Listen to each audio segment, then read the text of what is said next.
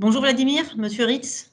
Bonjour Laurence. Merci d'avoir accepté l'exercice. En fait, tu travailles avec nous, parce que tu travailles à ICHOS et tu es membre donc, du CRDI, qui est le Centre de recherche en droit immobilier.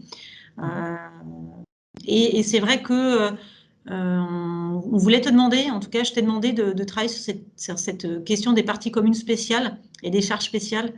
Et peut-être je voudrais commencer par poser cette première question. Est-ce que tu peux juste rappeler le contexte assez rapidement et donc cette nouvelle définition des parties communes spéciales, est-ce que tu peux te lancer sur ce premier point? Oui, tout à fait, Laurence. Alors, les parties communes spéciales, c'est pas quelque chose de nouveau. C'est quelque chose qui existait déjà dans la loi de 65, au moins au départ de la loi de 65, en filigrane. C'était pas textuellement précisé, mais voilà, c'est une pratique qui était relativement courante et c'est un outil de gestion des copropriétés qui permet aux copropriétés d'avoir, disons, une gestion plus fine des choses.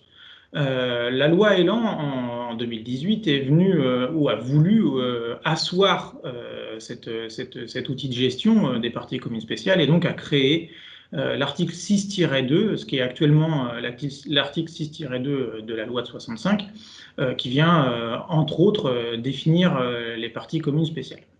Alors cet article 6-2 a 3 alinéas. Pour le moment, en termes de définition, c'est le premier alinéa qui nous intéresse. Et cet article dit les parties communes spéciales sont celles affectées à l'usage ou à l'utilité de plusieurs copropriétaires. En ça, donc, rien d'incroyable. La jurisprudence était tout à fait sur ce modèle-là.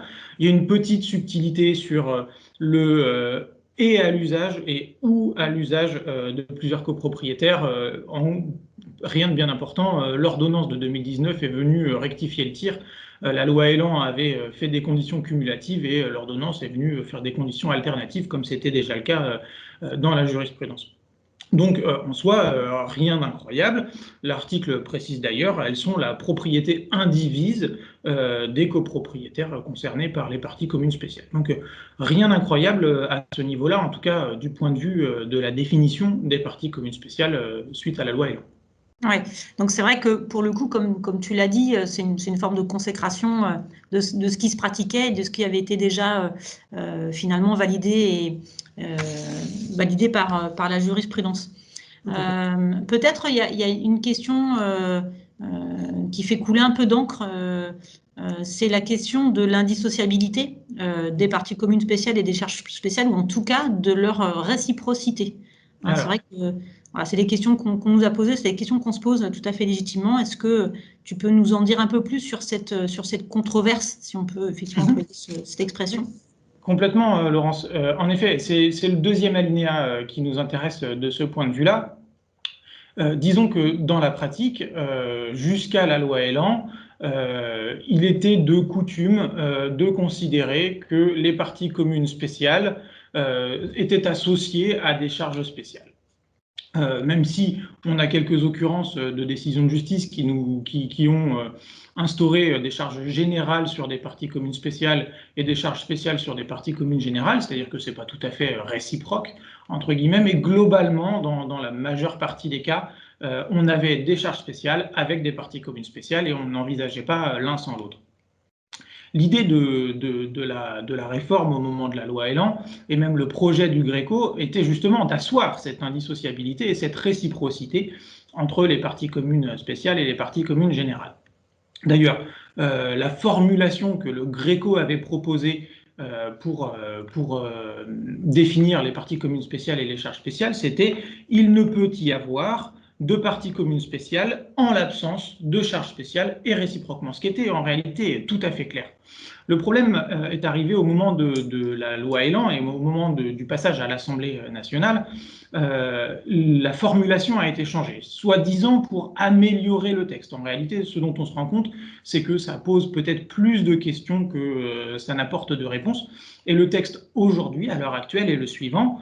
La création de parties communes spéciales est indissociable de l'établissement de charges spéciales à chacune d'elles. Alors, en réalité, si on regarde stricto sensu cet article, si on analyse littéralement cet article, entre guillemets, on voit que dès lors qu'on crée des parties communes spéciales, il faut y associer des charges spéciales. Et ça, personne ne le conteste. tout le monde est d'accord pour dire que globalement, il est plus utile d'avoir des charges spéciales sur des parties communes spéciales. Donc, dès lors qu'on va créer des parties communes spéciales, on va instaurer des charges spéciales. La vraie question se pose de la réciproque. Est-ce qu'il est possible d'avoir des charges spéciales sans partie commune spéciale? On peut penser évidemment à des situations qui se sont passées en jurisprudence. Une personne qui habiterait au rez-de-chaussée, les escaliers sont des parties communes générales, on doit refaire les escaliers. Est-ce que la personne qui est au rez-de-chaussée et qui ne se sert pas des escaliers, alors partie commune générale, va devoir participer à la rénovation ou à la réfection de cet escalier? Et donc, en filigrane, la question qui se pose, c'est est-ce qu'on peut spécialiser les charges pour cet escalier alors que cet escalier est une partie commune générale? Et ça, en réalité, on ne peut pas vraiment le dire avec la formulation de cet article-là. Avec la formulation du Greco, ce serait clair. On saurait qu'il n'est pas possible de faire des charges spéciales s'il n'y a pas de partie commune spéciale. Avec cette formulation, le sujet de la phrase, c'est la création de parties communes. Alors, dès lors qu'on va faire une création, ça ne pose pas de problème, mais dès lors qu'il existe des situations en pratique qui ne ressortent pas d'une création pure, bah, dans ces cas-là, oui, la question de la réciprocité se pose. Alors, ça, c'est l'analyse littérale du texte. Ensuite, on a l'analyse de l'esprit. Quelle était la volonté du législateur au moment de la création de ce texte? Et il est relativement indéniable que la volonté était justement d'asseoir cette réciprocité. Dès lors qu'on voulait améliorer la proposition du Greco, on se doute bien que l'idée était de conforter la position du Greco et donc de conforter la réciprocité. Mais en réalité, même si la doctrine globalement est d'accord pour dire qu'il doit y avoir réciprocité entre les parties communes spéciales et les charges spéciales, une partie de la doctrine est un petit peu plus mesurée, dans la mesure où si on s'en tient simplement au texte, eh ben, cette pure réciprocité n'est pas tout à fait claire. Alors on attend évidemment des décisions de jurisprudence sur ce point-là, qui vont arriver très certainement, parce qu'on va nécessairement se retrouver dans des situations dans lesquelles certains copropriétaires, on va faire des appels de fonds et ils vont s'estimer lésés ou ils vont estimer qu'ils n'ont pas à payer ces charges-là parce que ça relèverait plutôt d'une partie commune spéciale. Donc on attend des litiges, on attend la position de la Cour de cassation qui certainement va nous éclairer sur cette réciprocité ou non qu'il pourrait y avoir, qu'il devrait peut-être y avoir entre partie commune spéciale et charge spéciale. Très bien, donc c'est vrai que c'est quelque chose qui est encore finalement pas tranché, même si, comme tu l'as dit, il y a une doctrine majoritaire qui, effectivement, qui part du principe où il y a une certaine réciprocité. C'est vrai que ça peut pas être évident, mais quand on lit le texte, on comprend que la question se pose vraiment. Et c'est vrai qu'on sera aux aguets de voir les premières décisions de justice sur ces questions-là. Bien sûr, alors la question se pose, et en même temps, on peut aussi se dire que ça peut être un espace de liberté pour les copropriétés d'admettre des charges spéciales sur des parties communes générales. On peut aussi considérer que faire une réciprocité entre parties communes spéciales et charges spéciales, ça va aussi brider un petit peu la liberté des copropriétaires d'avoir des possibilités, disons, de gérer plus en adéquation avec ce que voudrait le syndicat des copropriétaires. Oui, complètement. Après, d'un autre côté, effectivement, imposer ce type de réciprocité, ça permet aussi de sécuriser, et puis voilà, c'est ça, et d'informer aussi. Toujours le jeu entre la liberté et la sécurité, c'est sûr qu'on aura quelque chose de plus homogène, si jamais c'est réciproque, en tout cas, c'est certain. Complètement. Dernière question peut-être intéressante aussi, c'est cette nécessité qu'impose maintenant l'ordonnance, en tout cas la loi Elan et l'ordonnance de réforme, c'est de bien intégrer dans le règlement de copropriété, en tout cas que la présence de parties communes spéciales, pour qu'elles puissent être attestées et pour qu'elles puissent être réelles, effectivement, les parties communes spéciales doivent être mentionnées dans le règlement de copropriété. Est-ce que tu peux là aussi nous en dire un peu plus?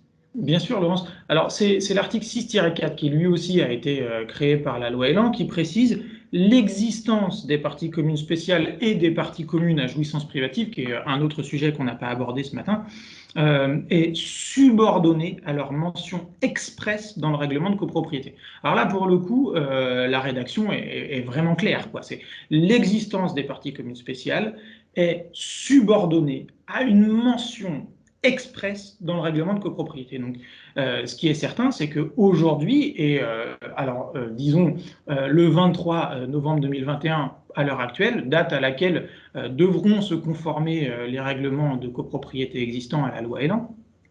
La loi Elan a d'ailleurs, à ce propos-là, je fais une incise, mais la loi Elan a facilité la mise en conformité des règlements de copropriété par l'utilisation d'un processus de vote un peu simplifié.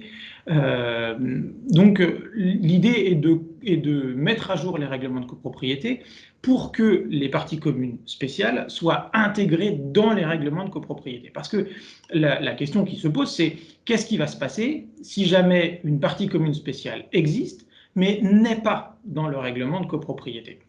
Alors, tu veux dire si elle existe dans les faits ou parce qu'effectivement elle est mentionnée dans un autre document de type le DD, par exemple? Par exemple, ou alors une délibération d'une assemblée générale a créé une partie commune spéciale, mais on n'a pas modifié le règlement de copropriété. Bref, la situation factuelle, en l'espèce, il y a une partie commune spéciale, mais elle n'est pas expressément intégrée dans le règlement de copropriété. Alors, comment ça va se passer dans ces cas-là? Déjà, il va falloir faire une mise à jour. Et là, donc, dans ces cas-là, on invite évidemment toutes les copropriétés à régulariser la situation parce que, comme la question, c'est vraiment l'existence des parties communes spéciales, il est important pour les copropriétaires qu'elles soient mentionnées dans les règlements, sinon, éventuellement, ils vont perdre des droits. Alors, perdre des droits dans la mesure où la doctrine est unanime pour dire que si la partie commune spéciale n'est pas mentionnée expressément dans le règlement de copropriété, il faut la considérer comme une partie commune générale. Et donc, dans ces cas-là, évidemment, si c'est une partie commune générale, probablement qu'il y aura des charges générales. Donc, peut-être que le copropriétaire va avoir moins à débourser si jamais il y a des appels de fonds, parce que ce sera un petit peu plus partagé. Mais évidemment, le corollaire de ça, c'est qu'il aura moins de poids dans la décision. Un des gros avantages d'avoir des parties communes spéciales, c'est que la prise de décision sur ces parties communes spéciales ne sera faite que par les copropriétaires concernés par ces parties communes spéciales. Donc, dans l'idée, la sécurité voudrait que les parties communes spéciales, pour qu'elles existent, soient intégrées dans les règlements de copropriété. Et en ça, il faut inciter les syndicats de copropriétaires à mettre en conformité leurs règlements. Parce que, évidemment, la sanction, c'est potentiellement la requalification de cette partie commune en partie commune générale, avec évidemment toutes les conséquences qu'il pourrait y avoir. Ouais, donc il y a là encore beaucoup de contexte et beaucoup de travail à faire. C'est vrai que d'une copropriété à l'autre, peut-être la solution sera différente, de savoir si est-ce qu'on est en présence d'une partie commune spéciale qui existe dans les faits, dont peut-être l'existence n'est même pas remise en cause, ou voilà, il y aura peut-être effectivement des cas un peu plus délicats, mais encore une fois, là, on verra comment la jurisprudence tranchera, est-ce qu'elle sera relativement sévère par rapport à ça ou pas. En tout cas, merci beaucoup, Vladimir, pour cet éclairage-là assez précis. À très bientôt. Bonne journée à toi. Merci à toi aussi. Au revoir. Au revoir.